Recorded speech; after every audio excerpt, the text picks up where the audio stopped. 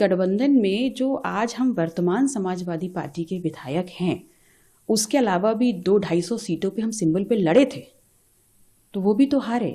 तो हार और जीत का पैमाना कभी भी पार्टी का सिंबल नहीं हो सकता, ऐसा मैं मानती हूँ। नमस्कार, इन खबर में आपका स्वागत है। उत्तर प्रदेश में कांग्रेस और समाजवादी पार्टी के बीच में लोकसभा चुनाव के लिए समझौता हो गया, लेकिन उससे पहले बड़ी चुनौती है राज्यसभा की 10 सीटों के लिए जो चुनाव होने जा रहा है उसको लेकर के। 27 फरवरी को ये चुनाव होना है। सदस्य संख्या के हिसाब से बीजेपी के 7 कैंडिडेट होने चाहिए और समाजवादी पार्टी के 3, लेकिन बीजेपी ने 8 कैंडिडेट उतार करके मचा दी है सनसनी। 8वें कैंडिडेट संजय सेठ हैं और उनके लिए वोटों का जुगाड़ करने में जुटी हुई है बीजेपी। भूपेंद्र चौधरी गए थे राजा भैया से मिलने के लिए, उनके पास 2 विधायक हैं।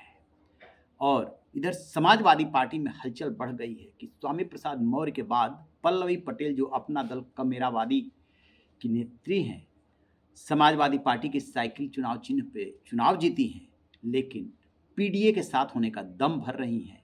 यानी कि समाजवादी पार्टी ने जो 3 कैंडिडेट उतारे हैं, आलोक रंजन, जया बच्चन और रामजी लाल सुमन, तो क्या वो सुमन के साथ चली जाएंगी? सुनिए वो क्या कह रही हैं। मैम, एक सवाल बारे में और आपके सवाल को तो उन्होंने भी इसका जवाब दिया कि आप समाजवादी पार्टी के सिंबल से चुनाव लड़ी थी और जीती थी, लेकिन आपकी जो माता जी थी कृष्णा पटेल वो अलग लड़ी थी चुनाव। देखिए, हम जिस समाज में रहते हैं वहाँ पर बड़े भाई और बड़ी भाभी को माता और पिता के तुल्य माना जाता है, वो स्थान दिया जाता है। मैं उनका बहुत सम्मान करती हूँ और निसंदेह उनका जो स्नेह मेरे लिए है वो स्वाभाविक भी है। लेकिन हाँ, ये बात ज़रूर है कि मैं उनके सिंबल पे लड़ी और जीती। माता जी दूसरे सिंबल पे लड़ी, हार गई। इसके अलावा उस गठबंधन में जो आज हम वर्तमान समाजवादी पार्टी के विधायक हैं, उसके अलावा भी 200-250 सीटों पे हम सिंबल पे लड़े थे, तो वो भी तो हारे। तो हार और जीत का पैमाना कभी भी पार्टी का सिंबल नहीं हो सकता, ऐसा मैं मानती हूँ। इनकी बातों से साफ है कि वो पीडीए के साथ हैं। तो जया बच्चन और आलोक रंजन पीडीए की कैटेगरी में नहीं आते। आखिरकार क्यों नाराज हैं पल्लवी पटेल? पहले तो स्वामी प्रसाद मौर्य ने पार्टी छोड़ी, उसके बाद अपनी पार्टी बना ली और अब पल्लवी पटेल भी नाराज दिख रही हैं। नाराजगी की वजह यह है कि उनकी माँ जो है उसके कृष्णा पटेल, उनके लिए वो राज्यसभा का टिकट चाह रही थी, लेकिन अखिलेश यादव ने मिलने का समय ही नहीं दिया, तो टिकट कहाँ से मिलता है।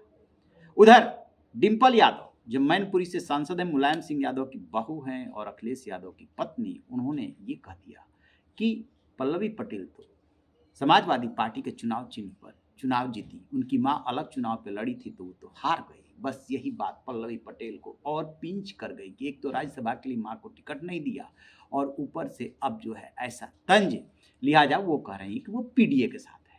ऐसे में होगा क्या कि आपको याद होगा इसके पहले भी राज्यसभा के चुनाव में खेल होता रहा है, जिधर संख्या बल होगा उसी का कैंडिडेट जीतेगा।